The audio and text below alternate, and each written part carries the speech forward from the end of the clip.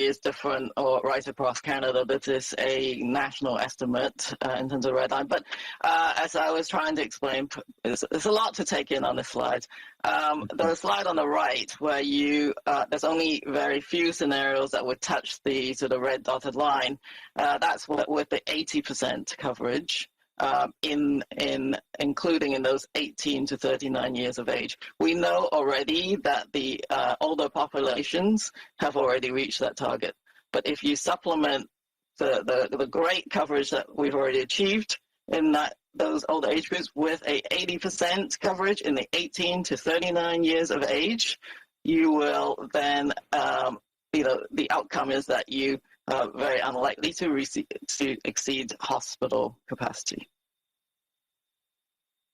Okay, thank you for that. Can you explain then why slide 9's assumptions in the annex show that even if the assumptions are based on 90% of eligible people having their first shot and 85% of eligible people being fully vaccinated, and even with those assumptions, it shows the case counts exceeding the third wave from the spring.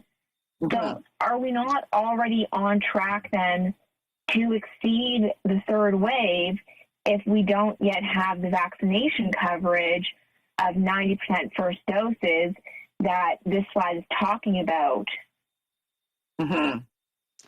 Yeah, there's a lot of different assumptions. So what the modelers try to do is model the real data as we go along. So when they observed that some of the age groups had hit 90% and other, another slide that showed the different spreads of vaccine coverage across different age groups, those models adjusted, as well as vaccine acceptance information from the younger age groups, where we think they would be heading and what kind of vaccine acceptance we need to avoid an inundation of the hospitals. So one slide is talking about cases and the other one hospitalization.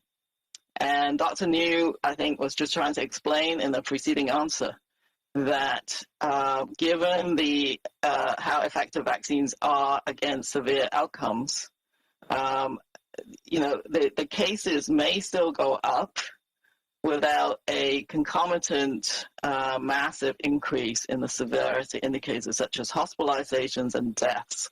So we're looking at different outcomes, if you like, in each of these models.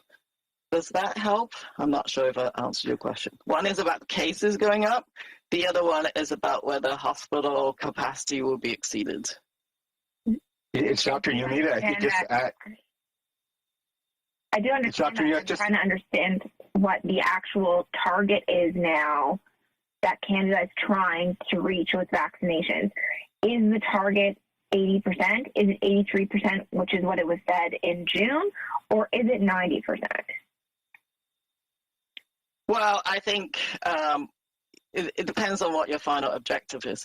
If it's not to inundate the hospital and reduce severe outcomes, we're saying above 80. So 83 is a very granular number, but for sure we can get there because we know that right now the first dose coverage of the eligible is about 81%. So I think that is perfectly reasonable, but I think we should go as high as possible.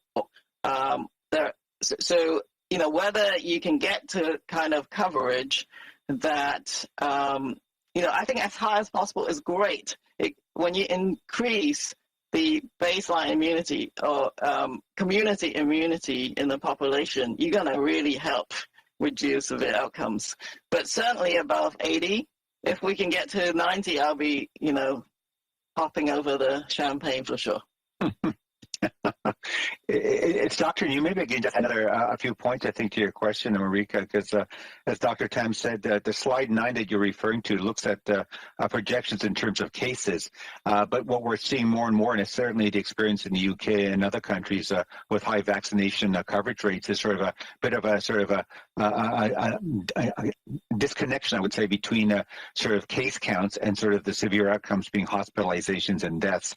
And the other assumption that you see on this slide 9, which obviously is trying to put a lot of complex assumptions and modeling data into a sort of a simplified slide. As you can see there, it also talks about the number of contacts between people. So that's another important element. So regardless of the vaccination coverage rate, we know that the vaccines are very effective, but there's no vaccine that's 100% effective. And the fact is that even fully vaccinated people, it's still possible that a small percentage of them could pass on the transmission to others. So the sort of the number of social contacts that each individual also has in their social circles and so on is very important to consider. So I think it gets into other areas. So of course, trying to get as high a vaccination coverage rate as possible is very important.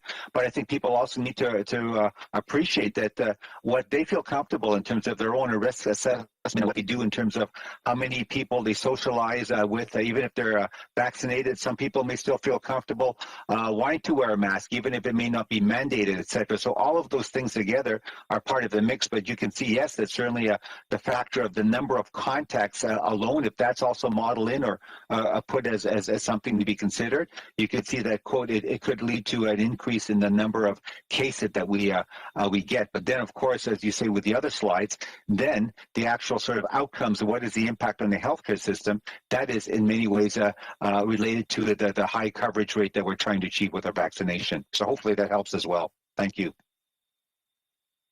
Thank you very much. We'll go to the next question.